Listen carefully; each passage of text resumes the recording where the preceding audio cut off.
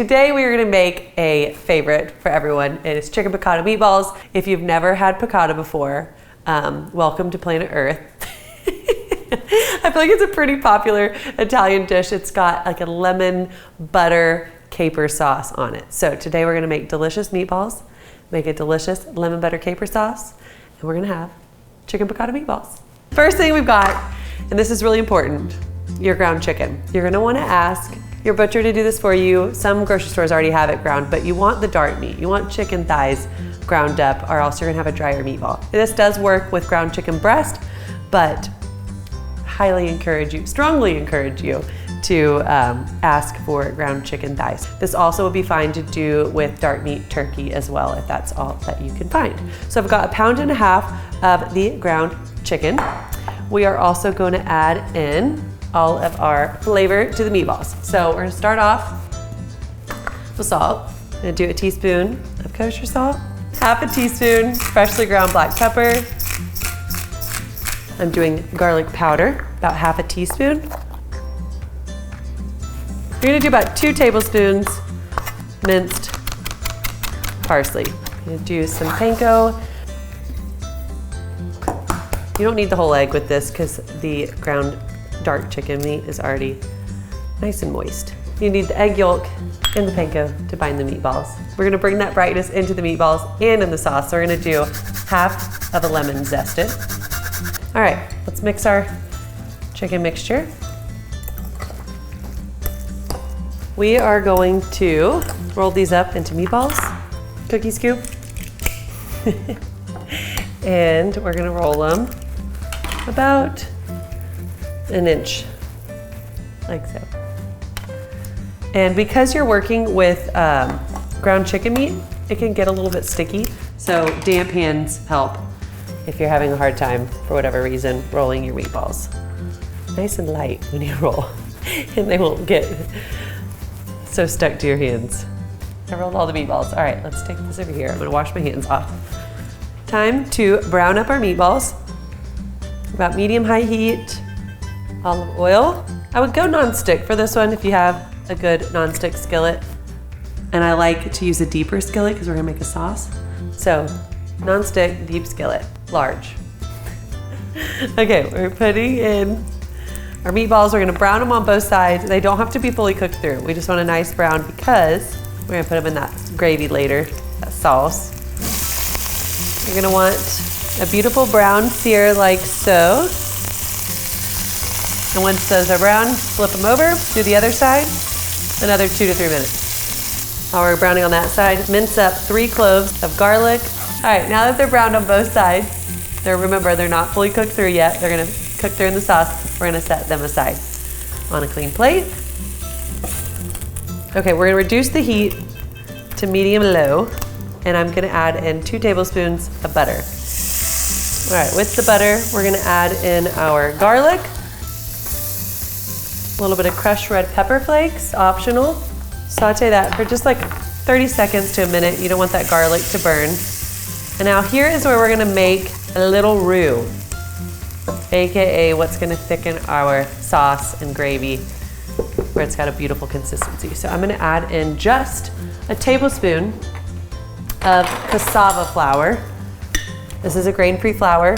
If you have all-purpose flour right here, that's totally fine. They work about the same. So sprinkle that in, and you're just gonna kind of saute that just for another minute or so. It helps remove that raw flavor of the flour.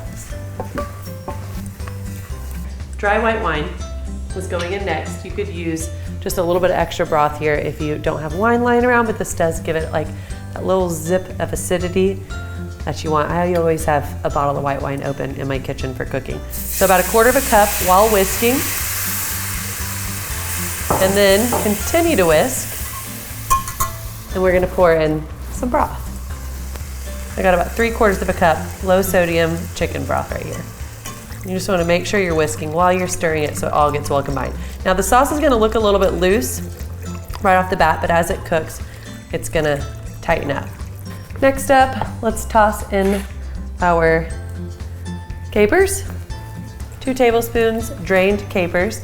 Just about 2 tablespoons more parsley to the sauce. We're doing 2 tablespoons fresh lemon juice, which is really 1 lemon. And last but not least, before we nestle those meatballs back in, just a little bit salt to our gravy. Capers are pretty salty, so just a little bit is all it takes. And some pepper. So we've got all of our goodies in our sauce. You want to bring it to a nice simmer, and then we are going to nestle our meatballs back in. Shimmy, shimmy.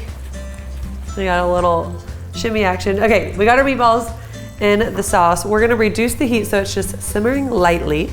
So medium to medium low. And this is gonna cook, covered, simmering, until, look at my recipe, until the meatballs are cooked through. It's gonna take 5 to 7 minutes.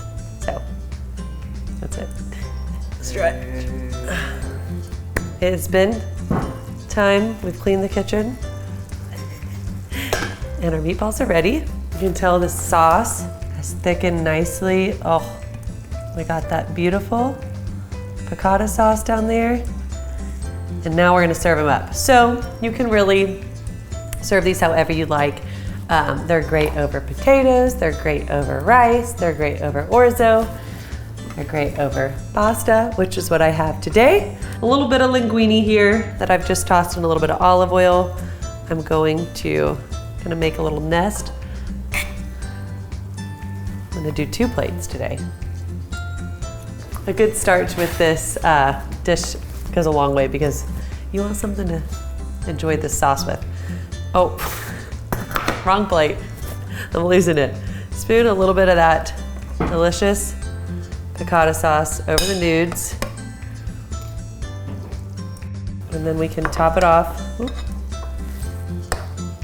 some meatballs and a little bit more sauce. I'm gonna garnish the parsley that I had in my fridge.